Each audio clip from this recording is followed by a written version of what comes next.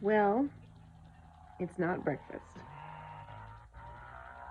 As a matter of fact, it's about sunset, and I'm sitting home alone. I'm supposed to be on a business trip right now, and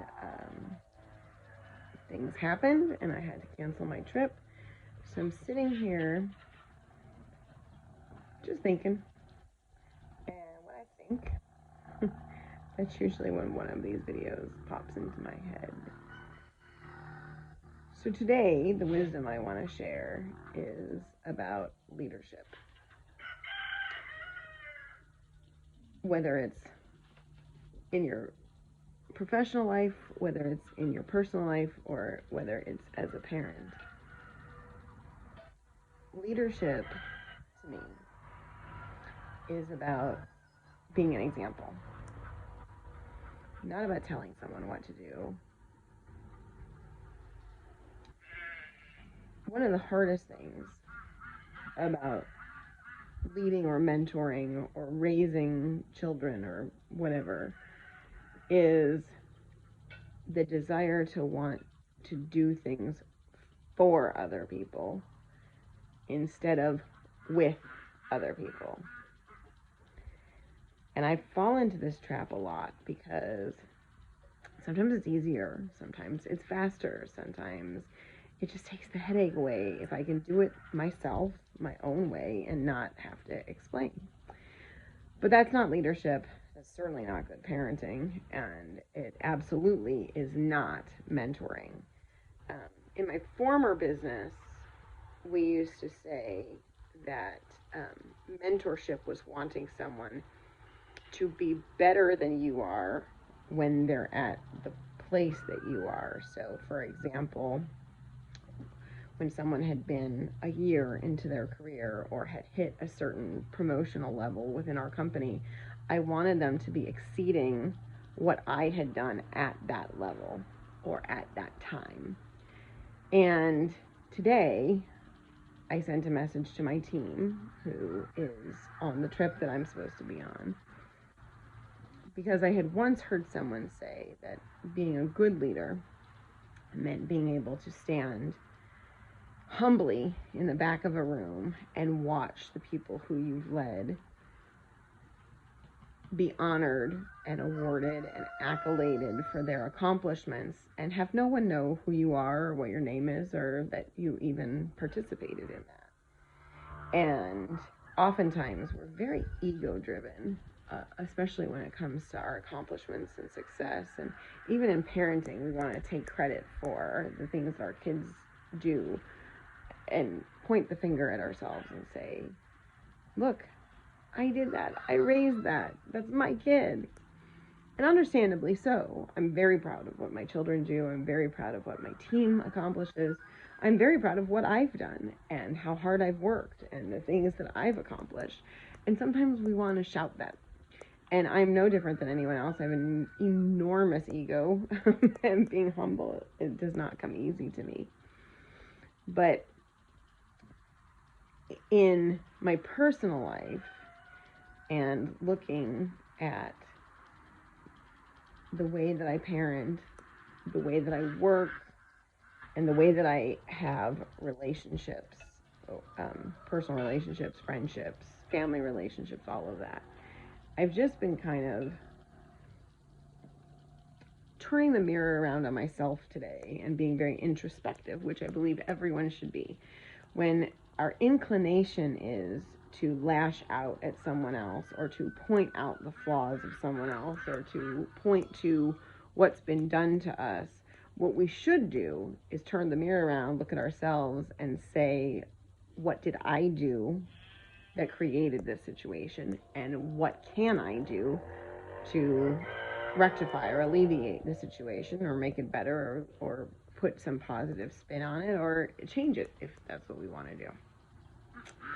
And so today has been a very introspective day for myself, which I have lots of. I believe very much in introspection and intentionality and doing things with purpose and being responsible and having ownership. rather than pointing the finger at other people. Although, obviously, it's much easier to point the finger at others and play the victim card, but that is something that I absolutely hate.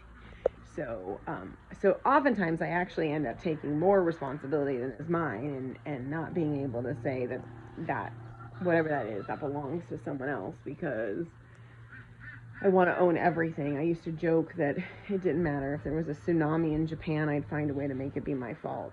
And unfortunately, that's just how I am. So anyway, my 2 cents for today, and the thing that I wanted to share in my Not Breakfast with Leanna deep thoughts, is whomever you are charged with leading, mentoring, or raising, or whatever relationship you are in, before you lash out at someone, before you show them how it's done, before you take the reins and do it yourself, wait. Let them ask you for help, and ask yourself, are you leading by example? Are you doing the thing you expect them to do? Are you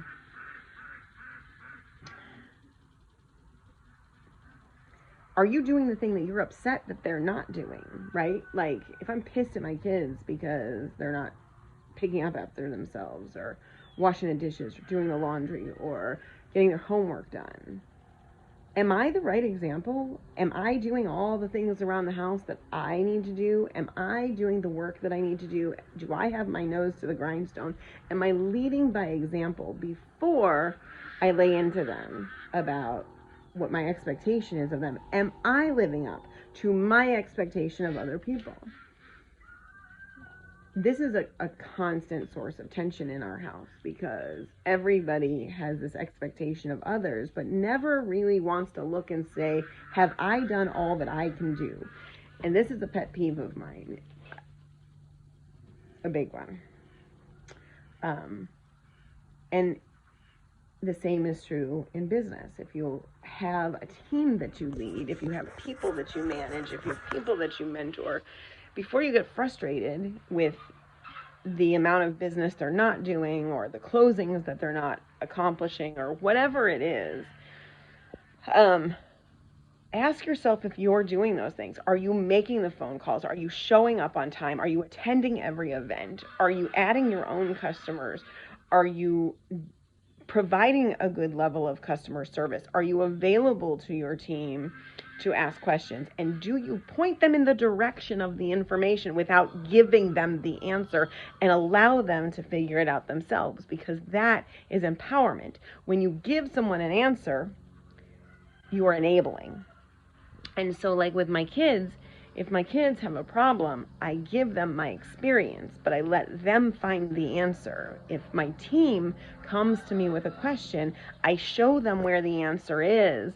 I give them the groundwork, but I let them come up with that on their own. And that's very hard to do. It's extremely hard to do, because what I want to do is sometimes slap them upside the back of the head and say, damn it, this is how it is. And I've said this a million times, and why are you just not hearing it? It's also very easy in terms of what I do to say, this is what you should eat.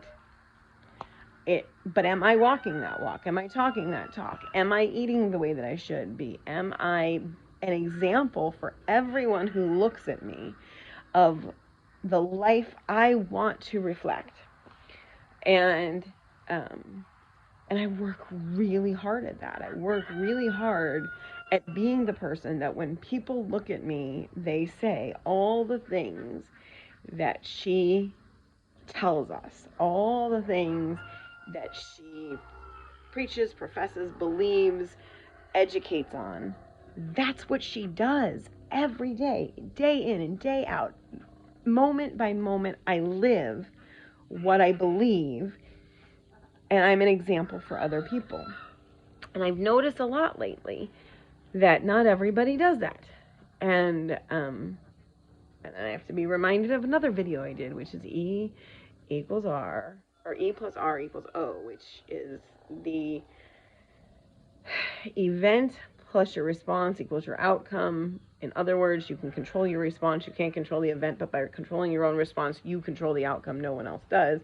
And I have to remember that my expectation of other people is based on myself, not necessarily what they're capable of.